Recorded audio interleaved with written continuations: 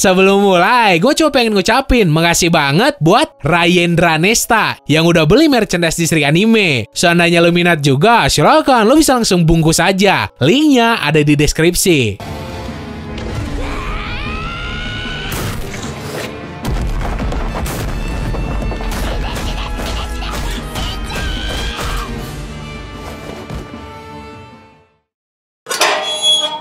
Nomor 1, Madara lawan aliansi Shinobi dari cerita Naruto.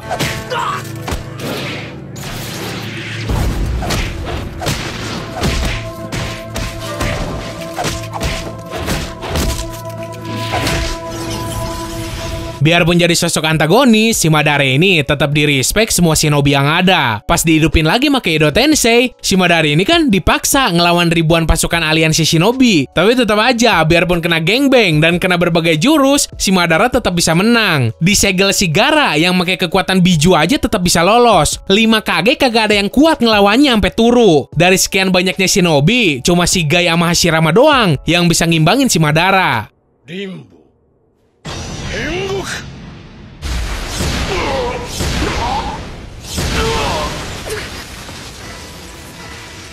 Nomor 2, Erza lawan 100 monster dari cerita Fairy Tail.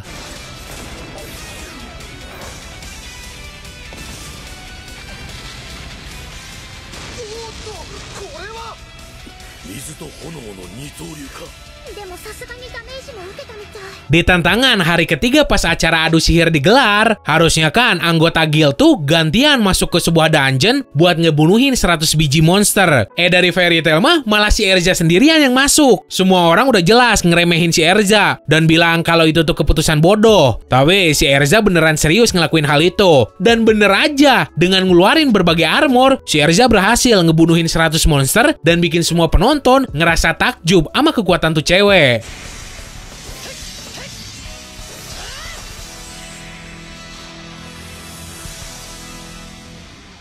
Nomor 3, Rimuru lawan pasukan Falmouth dari cerita Tensei Shitara Slime Dataken.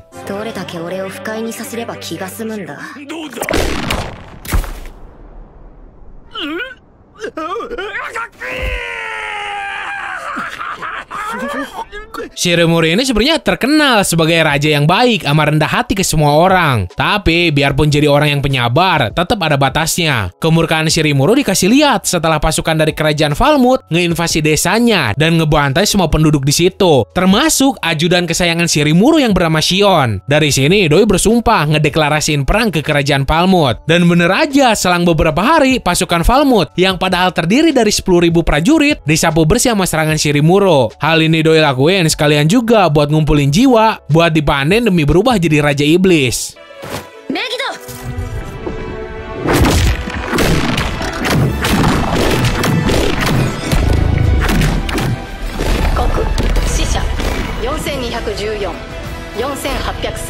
Nomor 4, Eraserhead lawan para villain dari cerita Boku no Hero Academia.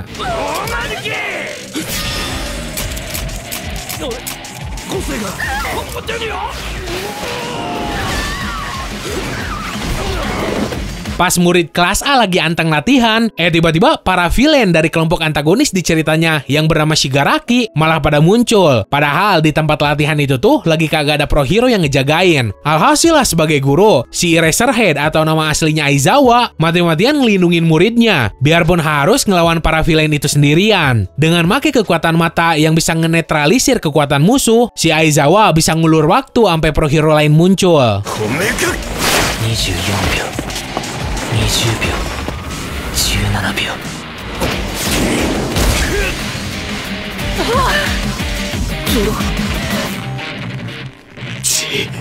Nomor 5, Gilgamesh lawan pasukan Rider dari cerita Fate Series.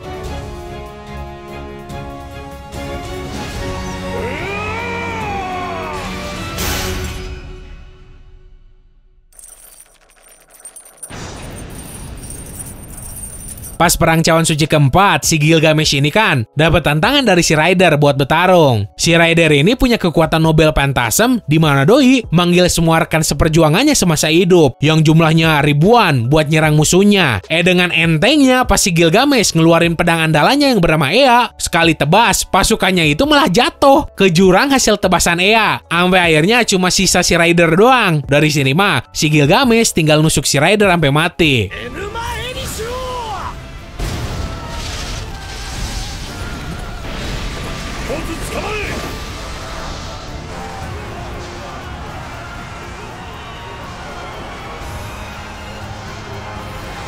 Nomor 6, Saito lawan 70.000 tentara. Dari cerita Zero no Tsukaima.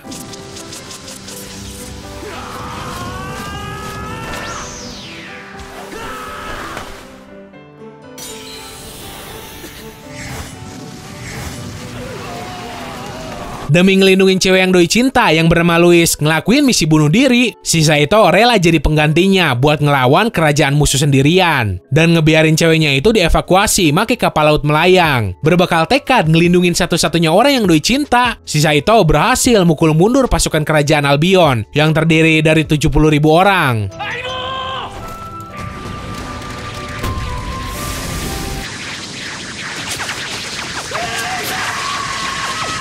Nomor 7, Douglas Balit lawan bajak laut Supernova. Dari cerita One Piece.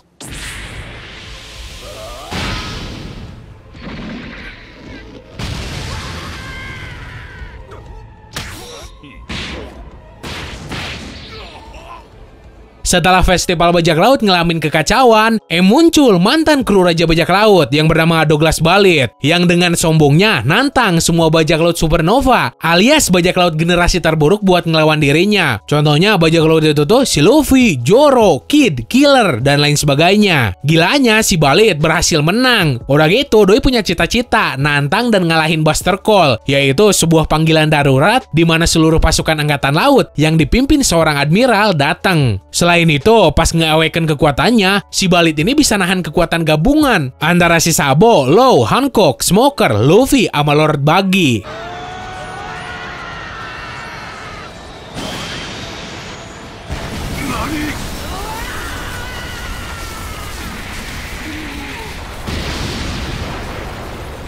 Nomor 8, The Father lawan para alkemis. Dari cerita Full Metal Alchemist Brotherhood.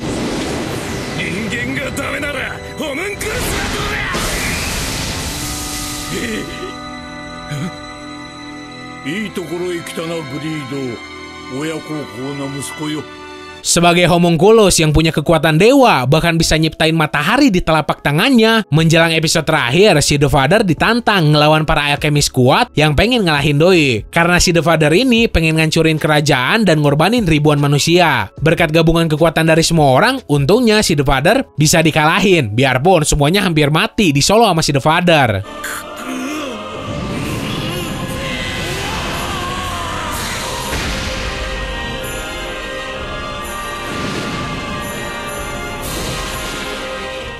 Nomor 9, Mirio lawan kelas A. Dari cerita Boku no Hero Academia.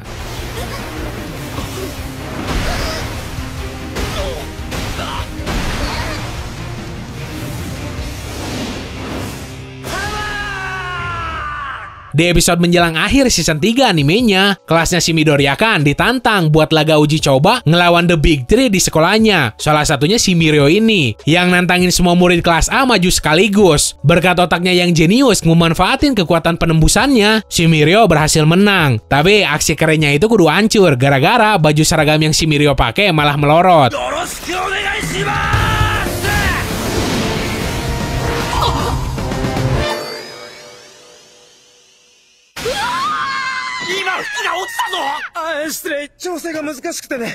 Nomor 10, Luffy lawan 100.000 pasukan Hoodie Jones. Dari cerita One Piece.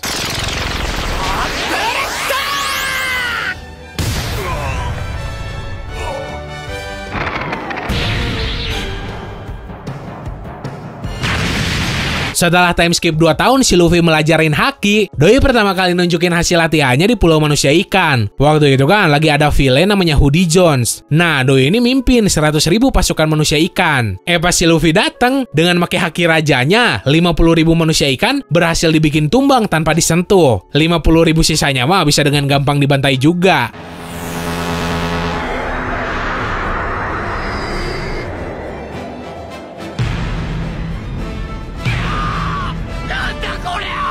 Nomor 11, Ain selawan pasukan Royal Army dari cerita Overlord.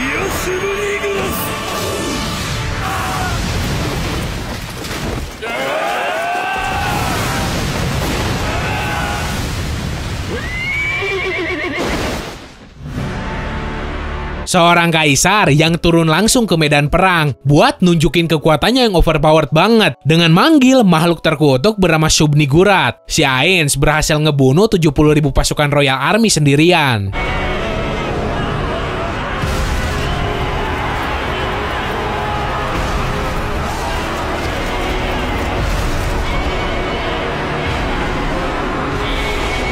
Oke, segitu aja buat hari ini. Seandainya lu pengen nambahin atau request, lu bisa langsung tulis aja di kolom komentar. Nah, kalau misal lu pengen updatean video lagi dari Distrik Anime, lu tinggal subscribe aja di bawah. Logikanya gini, kalau kagak ada yang subscribe, ngapain juga gue bikin video lagi? Toh kagak ada yang pengen ngeliat. So, semoga lu enjoy dan bisa nambah pengetahuan lu seputar dunia anime manga. Sekian dari gua, sorry udah salah kata. Bye!